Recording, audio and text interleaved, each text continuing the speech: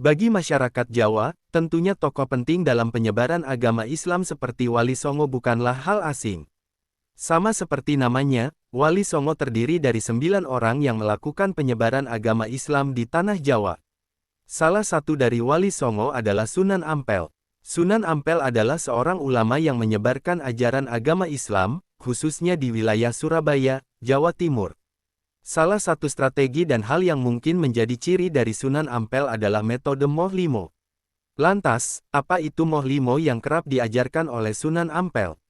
Jika Anda belum begitu tahu, jadi, penjelasan dalam artikel ini akan membantu. Selain itu dalam artikel ini juga sudah tersedia penjelasan akan biografi Sunan Ampel. Sekilas tentang Sunan Ampel. Sunan Ampel atau Raden Rahmat adalah seorang putra paling tua dari Maulana Malik Ibrahim. Pada masa kecilnya Sunan Ampel lebih banyak dikenal sebagai Raden Rahmat. Lalu Sunan Ampel lahir pada tahun 1401 di Campa serta diperkirakan tutup usia pada tahun 1841 di Demak. Sedangkan makam dari Sunan Ampel adalah di bagian barat Masjid Ampel yang terletak di kota Surabaya. Seperti yang dijelaskan sebelumnya jika Sunan Ampel pada masa kecil lebih banyak dikenal sebagai Raden Rahmat.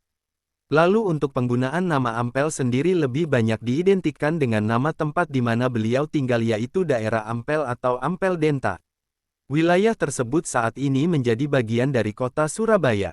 Beberapa sumber menjelaskan jika Sunan Ampel awal masuk ke Pulau Jawa adalah pada tahun 1443 bersama dengan Sayyid Ali Murtado yang sejatinya adalah adik dari Sunan Ampel. Sebelum masuk ke Pulau Jawa, Sunan Ampel dengan Sayyid Ali Murtado berada di Palembang sekitar tahun 1440.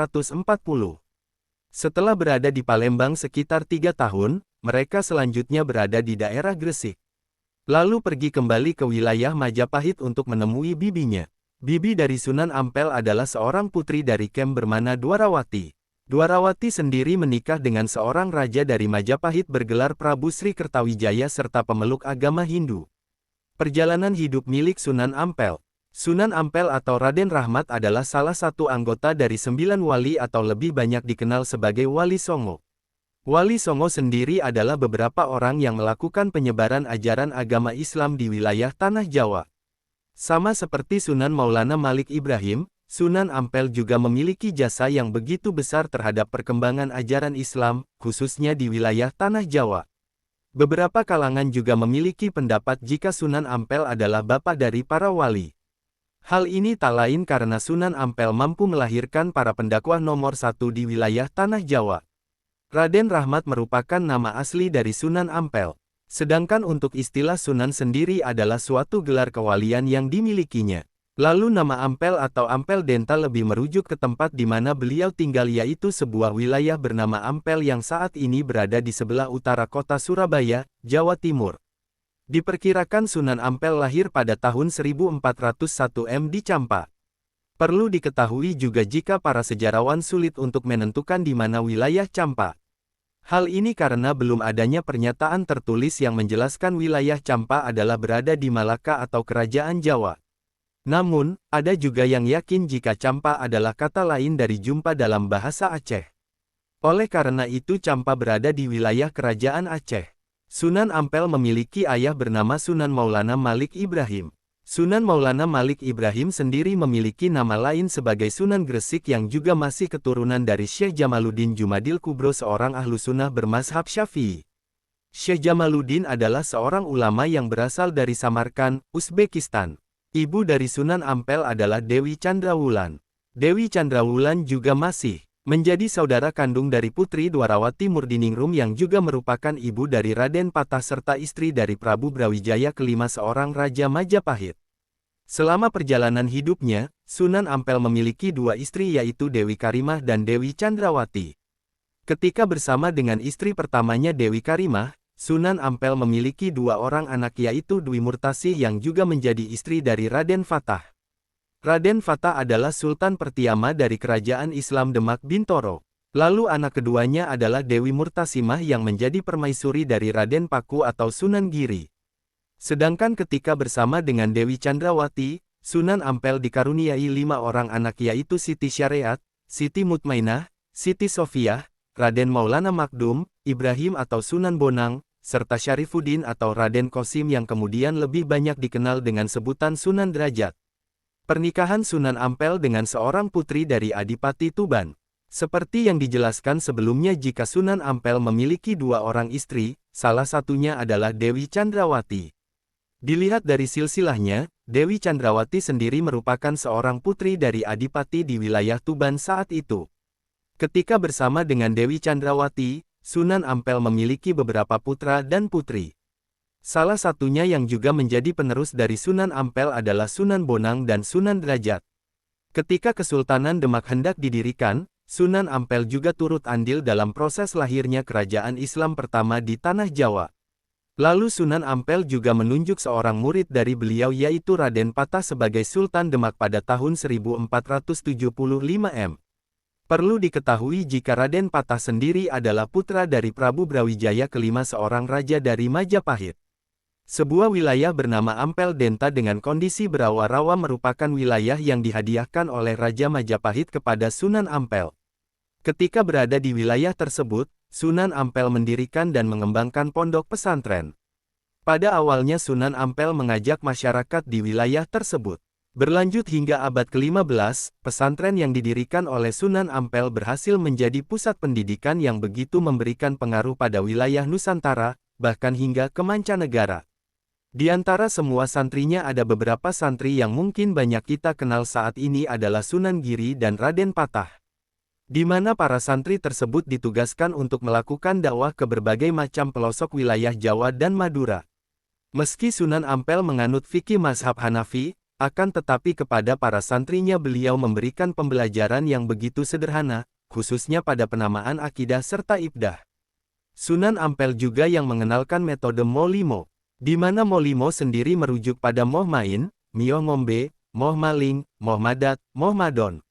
Sedangkan jika diartikan ke dalam bahasa Indonesia adalah tidak berjudi, tidak minum minuman keras, tidak mencuri, tidak menggunakan narkotik, dan tidak berzina. Pengaruh Sunan Ampel terhadap kerajaan Majapahit. Dalam perjalanan hidupnya, Sunan Ampel juga memberikan pengaruh cukup kuat di kerajaan Majapahit.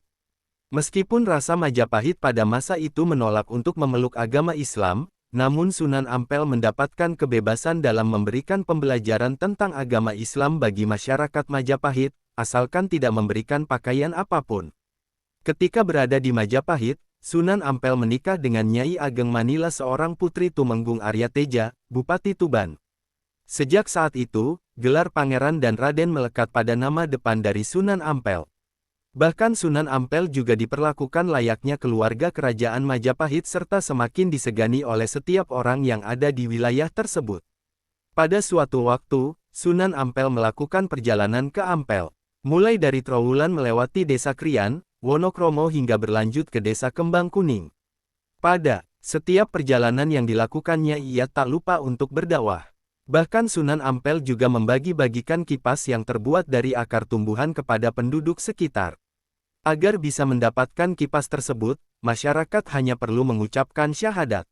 Dan sejak itu hingga berjalannya waktu, pengikut dari Sunan Ampel mulai bertambah banyak. Sebelum beliau tiba di wilayah Ampel, Sunan Ampel juga membangun langgar atau musola sederhana di wilayah Kembang Kuning. Wilayah Kembang Kuning hanya berjarak sekitar 8 km dari daerah Apel. Langgar tersebut selanjutnya berkembang menjadi besar, megah hingga mampu bertahan sampai saat ini. Untuk saat ini langgar tersebut memiliki nama Masjid Rahmat. Ketika Sunan Ampel berada di wilayah Ampel, langkah pertama yang dilakukan olehnya adalah dengan melakukan pembangunan masjid sebagai pusat ibadah serta berdakwah. Selanjutnya, beliau juga membangun pesantren dengan mengikuti model Maulana Malik Ibrahim di wilayah Gresik. Sedangkan untuk format pesantren tersebut adalah dengan menggunakan konsep biara yang sudah banyak dikenal masyarakat Jawa saat itu. Metode dakwah Sunan Ampel. Hal berikutnya yang akan kita bahas bersama adalah metode dakwah yang dilakukan oleh Sunan Ampel. Metode dakwah yang ditempuh oleh Sunan Ampel terbilang cukup singkat dan cepat. Hal ini karena Sunan Ampel menggunakan metode dakwah Molimo yang memiliki arti tidak melakukan 5 hal tercela. Adapun filsafat metode Molimo milik Sunan Ampel adalah sebagai berikut ini. Moh main yang memiliki arti tidak ingin berjudi. Moh ngombe yang memiliki arti tidak mau mabuk. Moh maling yang memiliki arti tidak mau mencuri. Moh-madat yang memiliki arti tidak mau menghisap candu. Moh-madon yang memiliki arti tidak mau melakukan zina. Selama perjalanan hidup serta dalam proses penyebaran agama Islam, Sunan Ampel dikenal sebagai pribadi yang begitu peka terhadap adaptasi dengan lingkungan setempat. Cara yang ia terapkan adalah dengan menerima siapapun, baik itu dari kalangan bangsawan maupun rakyat biasa yang ingin melakukan pembelajaran kepada beliau pada sebuah pesantren. Dalam kehidupan pesantren walaupun Sunan Ampel menganut mazhab Hanafiyah, akan tetap Sunan Ampel juga begitu toleran terhadap mazhab lainnya.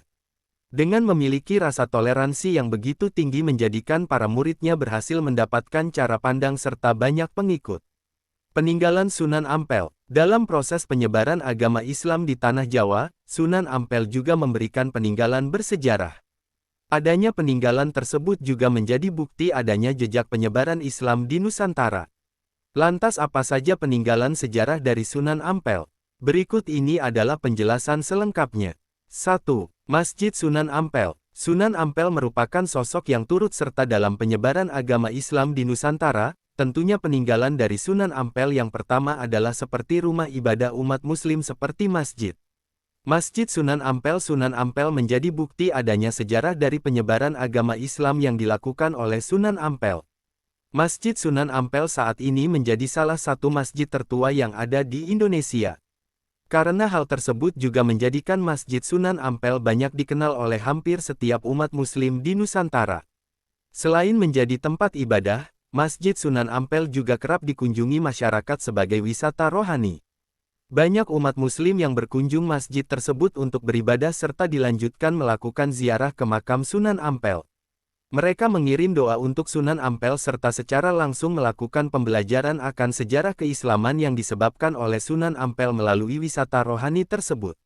Sedangkan untuk ciri khas yang dimiliki oleh bangunan Masjid Sunan Ampel adalah seperti adanya arsitektur yang diadopsi gaya Jawa dan gaya Arab. Selain itu ada juga sentuhan Hindu-Buddha yang bisa dilihat dari arsitektur warna keemasan. Jika Anda berminat untuk mengunjungi Masjid Sunan Ampel, maka Anda bisa datang ke kota Surabaya atau lebih tepatnya di Kecamatan Semampir, Desa Ampel Jalan Ampel Suci nomor 45. 2. Masjid Rahmat Kembang Kuning. Bukan hanya Masjid Sunan Ampel saja, namun masih ada beberapa tempat ibadah lainnya yang merupakan peninggalan sejarah dari Sunan Ampel. Salah satunya adalah Masjid Rahmat Kembang Kuning. Keberadaan dari masjid ini juga menjadi bukti dari dakwah dan juga penyebaran ajaran agama Islam yang dilakukan oleh Sunan Ampel. Berbeda dari lokasi masjid pada umumnya, pasalnya lokasi dari Masjid Rahmat berada di tengah hutan. Sunan Ampel pada masa itu harus melakukan pembukaan lahan hutan agar dapat membangun masjid tersebut. Pada awalnya keberadaan Masjid Rahmat sama seperti majelis sederhana atau tempat menimba ilmu. Namun Sunan Ampel juga membangunnya menjadi lebih baik agar bisa lebih layak untuk digunakan.